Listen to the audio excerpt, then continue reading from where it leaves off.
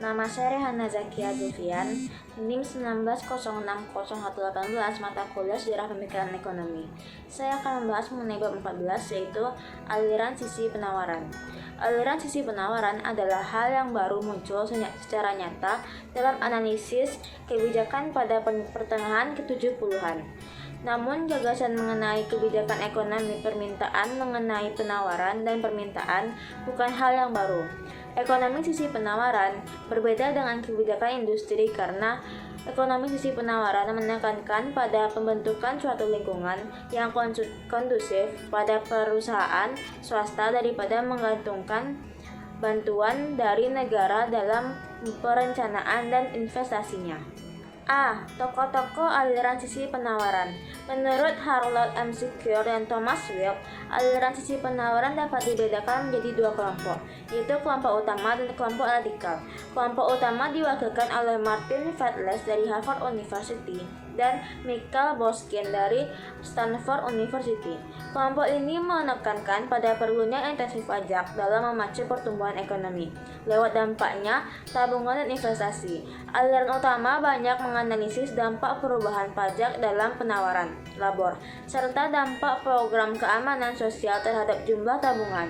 Kelompok ini banyak memberikan sumbangan pemikiran lewat jurnal-jurnal ilmiah dan sangat berpengaruh, sangat aktif dalam berprofesi ekonomi.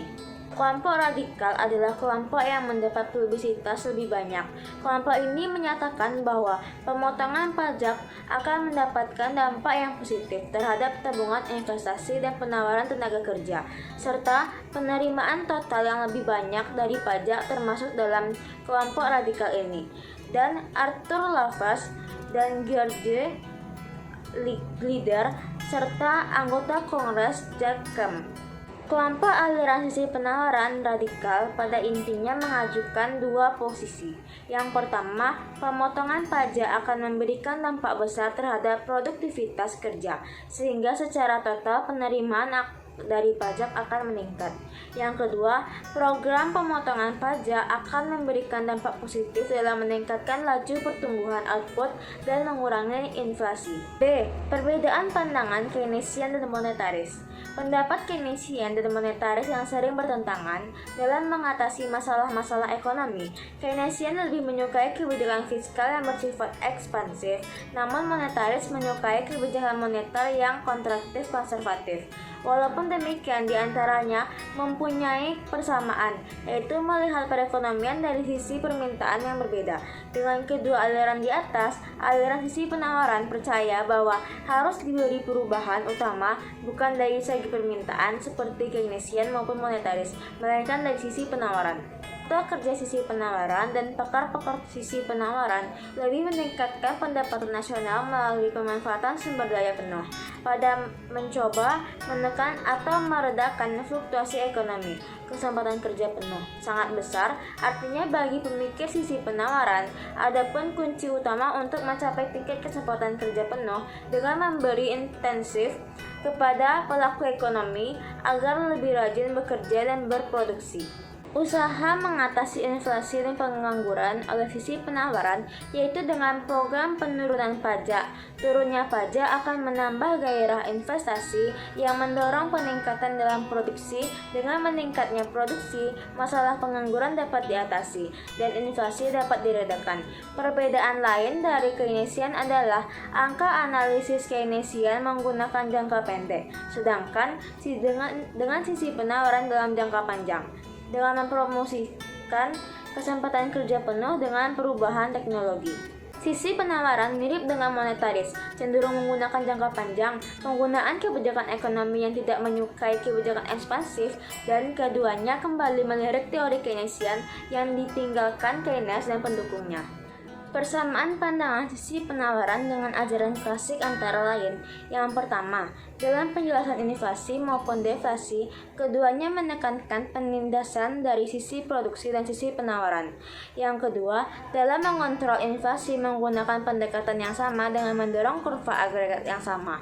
Dengan cara ini, mendorong kurva agregat ke kurva kanan, di mana dengan cara ini produksi akan meningkat dan pada saat yang sama harga yang ditekan ke bawah.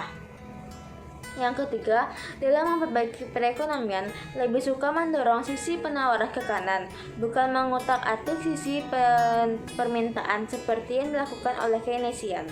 Berkat kebijakan kombinasi fiskal dan moneter yang disarankan Mundell, penyakit stagflasi secara berangsur-angsur dapat diatasi, serta kontribusinya dalam meletakkan dasar bagi teori yang mendasari kebijakan praktis dalam perekonomian terbuka perdagangan internasional.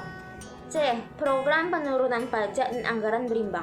Kebijakan yang dilancarkan negara penghasil minyak yang tergabung dalam OPEC telah menggunakan perekonomian Amerika Serikat 2 kali.